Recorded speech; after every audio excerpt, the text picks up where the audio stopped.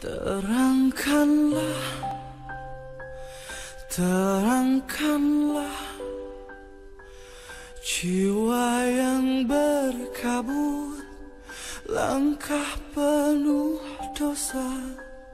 Bila masa... Selamat sore, kami dari ITS akan mempresentasikan tentang kunjungan industri di PT Aneka Gas Industri Region 5 Sidoarjo, Samator Group. Tapi sebelumnya kami akan memperkenalkan diri kami terlebih dahulu. Yang pertama yaitu Saya Danang Pratika Purnomo, NRP 2215030021. Perkenalkan, nama saya Hendra Wahyu Budianto, NRP 2215030058. dan saya sendiri Dwi Prasetyo Budi, NRP 22150306062. Ya, kami akan mempresentasikan tentang perawatan motor di industri, di mana industri itu bernama PT Aneka Gas Samator yang terletak di Sidoarjo. Yang pertama saya ingin mempresentasikan tentang profil perusahaan PT Aneka Gas Industri. Yaitu PT Aneka Gas Industri didirikan pada tahun 1916. Bisnis utama PT Aneka Gas Industri adalah memasok gas industri seperti gas udara, air gas, oksigen, nitrogen, dan argon. Gas sintetis, bahan bakar gas, gas langka, gas sterilisasi, pendingin, dan gas elektronik.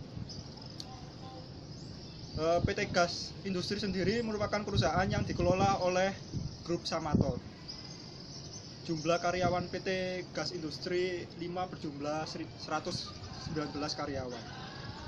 Kantor pusat wilayah 5 dan Plan 1 di Jalan Raya Surabaya, Mojokerto, kilometer 19. Beringin Rejo, Taman Sidoarjo, terdiri dari 1 unit ASP Factory, 1 unit N2O Factory, dan filling stasiun O2 N2 AR CO2. Ya, dimana itu O2 itu oksigen, N2 nitrogen, AR itu argon, CO2 itu karbon dioksida. Tahu sendiri. Pada perusahaan ini motor listrik digunakan yaitu motor asinkron. Motor industri atau disebut dengan motor asinkron pada prinsipnya adalah jenis motor listrik AC yang bekerja berdasarkan induksi pada medan magnet yang berada di antara rotor dan stator. Motor listrik 3 fasa adalah motor yang bekerja dengan memanfaatkan perbedaan fasa pada sumber untuk menimbulkan gaya putar pada bagian rotornya. Perbedaan fasa dan motor 3 fasa didapat langsung dari sumber. Dikatakan sebagai motor induksi karena motor baru bisa bekerja bila konduktor rotor terinduksi oleh medan putar magnet pada stator. Dikatakan motor asinkron karena motor bekerja berdasarkan adanya perbedaan antara putaran medan stator NS dan putaran rotor NR. Motor dikatakan mengalami slip karena pada motor asinkron 3 fase NS lebih besar daripada NR, yaitu NS sebagai medan stator dan NR sebagai putar rotor. Slip sendiri adalah besaran perbedaan antara NS dan NR. Motor induksi atau motor asinkron 3 fase disuplai dengan tegangan 3 fase, yaitu RST. Fungsi motor asinkron pada PT Aneka Gas Industri Region 5 Sidoarjo Samator Group. Yang pertama yaitu sebagai penggerak untuk pompa-pompa, kedua sebagai blower, 3 sebagai kompresor. Berdasarkan fungsinya, motor tadi itu di suatu perusahaan pasti memerlukan perawatan pada mesin-mesin yang digunakan. Perawatan di suatu industri merupakan salah satu faktor yang penting dalam mendukung suatu proses produksi yang mempunyai daya saing produk. Yang dibuat industri harus mempunyai hal-hal berikut. Yang pertama yaitu kualitas baik, harga pantas, 3 diproduksi dan diserahkan ke konsumen dalam waktu yang cepat. Itu yang membedakan PT Aneka Gas Industri dengan perusahaan-perusahaan lain. Oleh karena itu, proses produksi harus didukung oleh peralatan yang siap bekerja setiap saat dan handal. Untuk mencapai hal itu, maka peralatan-peralatan penunjang proses produksi ini harus selalu dilakukan perawatan yang maksimal. skematik perawatan di industri, yaitu terdiri dari bahan baku, aktivitas proses, produksi, produk, kesiapan sarana, produk peralatan atau mesin, program perawatan. Di mana pertama itu terdiri dari bahan baku. Setelah itu masuk ke bagian aktivitas proses produksi. Bisa Anda lihat tapi tidak kelihatan. Yang ketiga masuk ke bagian produk. Nah, di bawahnya aktivitas proses produksi itu ada bagian yang menunjang, yaitu kesiapan sarana produksi peralatan atau mesin. Lalu di bawahnya kesiapan sarana produksi perawatan atau mesin itu ada program perawatan, di mana semua itu menunjang untuk keberlangsungan dan kelancaran proses dari bahan baku untuk menjadi produk. Bagan yang tadi itu akan diteruskan pada teman saya, yaitu tentang pengenalan Departemen Pemeliharaan dan Organisasi sebagai pendukung bahan baku menjadi produk, menjadi sebuah produk. Fungsi Departemen Pemeliharaan dan Organisasi. Yang pertama ada merencanakan dan memperbaiki peralatan atau fasilitas yang sesuai standar yang dapat diterima. Kemudian terdapat perawatan preventif. Perawatan preventif di sini lebih spesifik lagi pengembangan dan implementasi program kerja yang dijadwalkan secara rutin. Jadi perawatan preventif adalah perawatan yang dilakukan secara rutin atau berkala. Kemudian ada mempersiapkan anggaran realistis, yaitu untuk personel dan material perawatan untuk kebutuhan. Kemudian ada pengelola persediaan untuk memastikan bagian atau bahan yang diperlukan untuk dilakukan tugas pemeliharaan sudah tersedia. Kemudian ada menjaga catatan-catatan. Menjaga catatan tersebut tentang peralatan, layanan, dan juga yang lainnya. Terdapat melaksanakan metode untuk memperbaiki keselamatan di tempat kerja dan mengembangkan keselamatan program yang berhubungan dengan pendidikan untuk staf pemeliharaan. Kemudian ada mengembangkan spesifikasi kontrak dan memeriksa pekerjaan yang dilakukan oleh kontraktor untuk memastikan kepatuhan terhadap persyaratan kontrak. Keuntungan Departemen Pemeliharaan dan Organisasi yaitu penguasaan jalan lebih efektif, izin pengadaan fasilitas yang lebih modern, lebih sedikit personil perawatan yang dibutuhkan, penggunaan peralatan khusus dan perawatan khusus yang lebih baik. Pada umumnya memungkinkan pelatihan on the job yang lebih efektif. Kemudian lebih efisien dibanding dengan perawatan yang terdesentralisasi. Namun, kelemahan Departemen Pemeliharaan dan Organisasi adalah yang pertama, membutuhkan lebih banyak waktu untuk mendapatkan area kerja atau pekerjaan. Kemudian yang kedua, pengawasan yang lebih sulit dikarenakan keterpencilan lokasi pemeliharaan dari kantor pusat yang terpusat. Kemudian tidak ada satu individu yang benar-benar terbiasa dengan perangkat keras yang kompleks atau peralatan. Kemudian dengan adanya tersebut, maka biaya transaksi otomatis lebih tinggi karena pekerjaan pemeliharaan yang dilakukan secara jarak jauh. Kemudian saya akan menjelaskan mengenai perawatan yang efektif. Bagaimana perawatan yang efektif tersebut? Memperbaiki program manajemen pemeliharaan, mengembangkan proses berkesinambungan yang membutuhkan sikap progresif dan keterlibatan yang aktif.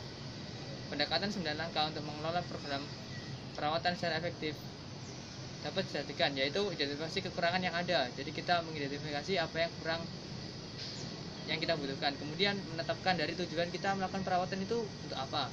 Kemudian kita harus menetapkan suatu prioritas. Setelah kita menetapkan prioritas, tetapkan parameter pengukuran kinerja. Setelah itu, tetapkan rencana jangka pendek maupun rencana jangka panjang. Setelah menetapkan rencana, kemudian mendokumentasikan rencana jangka panjang dan jarak pendek serta memberikan kepada semua pihak yang berkepentingan. Kemudian terapkan rencana tersebut. Setelah menerapkan rencana, ada report status. Kemudian ada periksa kemajuan pada setiap tahunnya. Unsur-unsur pemeliharaan pengelolaan efektif. Yang pertama ada sistem order kerja. Perintah kerja memberi wewenang dan mengarahkan seseorang atau kelompok untuk melakukan yang diberikan tugas. Kemudian ada kontrol bahan. Pemanfaatan personil yang efisien sangat bergantung pada efektivitas koordinasi dari material. Kemudian ada catatan peralatan. Catatan peralatan di sini berguna saat pengadaan barang atau peralatan baru untuk pemecahan masalah, penggantian atau keputusan modifikasi. Kemudian terdapat kebijakan pemeliharaan. Hal ini penting untuk kelangsungan operasi dan pemahaman yang jelas dari program manajemen pemeliharaan terlepas dari ukuran perawatannya dan organisasi. Jadi seperti motor pada industri ini, kita memerlukan suatu pemeliharaan agar motor tersebut dapat digunakan secara optimal dan dapat digunakan untuk selama proses penggunaan motor tersebut. Kemudian terdapat perawatan preventif dan juga korektif. Tujuan dasar dari pemeliharaan adalah menjaga fasilitas atau peralatan dengan memuaskan kondisi melalui pemeriksaan dan koreksi tahap awal dan juga kekurangan. Jadi dengan diharapkannya dari perawatan preventif ini alat untuk mencegah kerusakan pada motor yang terdapat pada perindustrian ini, dan tidak hanya motor saja namun juga pada perawatan yang lain juga. Kemudian terdapat sistem pengendalian backlog dan prioritas. Di sini identifikasi backlog penting untuk menyeimbangkan kebutuhan tenaga kerja dan beban kerja serta menentukan efektivitas manajemen pemeliharaan. Kemudian terdapat perencanaan kerja dan penjadwalan. Penjadwalan perawatan sama dengan perencanaan pekerjaan. Jadwal efektivitas didasarkan pada kendala fungsi perencanaan. Pengukuran kinerja, analisis kinerja berkontribusi terhadap efisiensi departemen perawatan dan sangat penting untuk mengungkapkan downtime perawatan dan sebagainya. Untuk selanjutnya, adapun jenis-jenis perawatan. Dalam istilah perawatan disebutkan bahwa di sana tercakup dua pekerjaan, yaitu istilah perawatan dan perbaikan. Perawatan dimaksudkan sebagai aktivitas untuk mencegah kerusakan, sedangkan istilah perbaikan dimaksudkan sebagai tindakan untuk memperbaiki kerusakan. Secara umum, perawatan dibagi menjadi dua, yaitu yang pertama, perawatan yang direncanakan atau planned maintenance, dan yang kedua adalah perawatan yang tidak direncanakan atau unplanned maintenance. Untuk bentuk perawatan sendiri ada 6, yaitu yang pertama perawatan preventif, yang kedua perawatan korektif, yang ketiga perawatan berjalan, yang keempat perawatan prediktif, yang kelima perawatan setelah terjadi kerusakan atau breakdown maintenance, dan yang terakhir adalah perawatan darurat atau emergency maintenance. Untuk strategi perawatan ada 4, yaitu yang pertama tenaga kerja yang terampil, yang kedua ahli teknik yang berpengalaman, yang ketiga instrumentasi yang cukup mendukung, serta yang keempat kerjasama yang baik di antara bagian perawatan. Adapun faktor yang mempengaruhi strategi perawatan, yaitu ada 5. Yang pertama umur peralatan atau mesin produksi, yang kedua tingkat kapasitas pemakaian mesin, yang ketiga kesiapan suku cadang, yang keempat kemampuan bagian perawatan untuk bekerja cepat, yang terakhir situasi pasar, kesiapan dana, dan lain-lain. Di tempat kami kunjungan industri, yaitu di PT Aneka Gas di Sidoarjo, Jawa Timur, yang menyebabkan kerusakan pada motor listrik yang digunakan yaitu yang pertama yaitu panas, yang kedua kotor, yang ketiga lembab, yang ketiga vibrasi yang dihasilkan, dan yang kelima kualitas suplai listrik. Untuk penyebab kerusakan motor yang saya sebutkan tadi, yaitu yang pertama panas atau overheating. Penyebab terbesar kerusakan motor sehingga motor tidak dapat mencapai umur pakai yang seharusnya ialah overheating atau panas berlebihan. Setiap mengalami kenaikan temperatur 10 derajat dari temperatur normalnya berakibat memotong umur motor 50%, meskipun kenaikan terjadi hanya sementara. Dan sebab-sebab overheating yaitu yang pertama memilih motor terlalu kecil sehingga motor harus menderita overcurrent, berarti kondisi operasinya lebih panas. Tetapi jika memilih motor terlalu besar berakibat pemakaian listrik tidak efisien, berarti pemborosan. Sebab yang kedua yaitu sistem starting. Kebanyakan motor dipasang dengan direct starting. Sistem ini menimbulkan arus starting current terlampau besar atau bisa diangkakan yaitu 5 kali lebih besar, sehingga menimbulkan panas yang besar lebih jika sering start stop. Untuk itu perlu dipasang sistem start, antara lain start delta, fluid coupling atau pengubah frekuensi dan lain-lain. Dan penyebab yang ketiga yaitu start stop terlalu sering tanpa memperhatikan jeda antara waktu start sangat menimbulkan kerusakan. Penyebab kerusakan pada motor yang kedua yaitu kotor. Debu atau kotoran yang terakumulasi akan merusak komponen listrik maupun mekanikal. Umumnya terakumulasi pada permukaan badan motor, saluran pendinginan, fin, vent mengakibatkan pendinginan terganggu dan panasan motor berlebih. Motor tipe ODP, kotoran debu masuk dan terkumpul ke dalam winding menimbulkan kerusakan isolasi. Yang selanjutnya adalah lembab. Lembab menjadi salah satu faktor untuk merusak komponen pada motor, dikarenakan pada motor adanya lembab menyebabkan pengkaratan pada poros bearing rotor stator laminasi. Jika penetrasi ke isolasi mengakibatkan degradasi isolasi dan rusak. Kerusakan pada motor selanjutnya diakibatkan oleh vibrasi. Vibrasi merupakan indikasi bahwa kondisi motor sedang mengalami masalah. Besar vibrasi yang melebihi harga yang diizinkan dapat menyebabkan kerusakan yang lebih parah. Sumber vibrasi dapat dari motor atau dari mesin yang digerakkan, bahkan mungkin juga dari keduanya. Sebab dari vibrasi yaitu jika terjadi kendor pada fondasi yang disambung oleh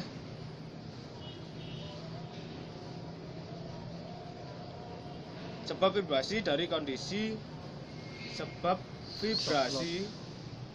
vibrasi diakibatkan oleh kondisi soft pada fondasinya motor atau load, rotor unbalance atau motor load, bearing aus atau rusak menyebabkan poros berputar tidak sentris, akumulasi karat atau kotoran pada komponen putar.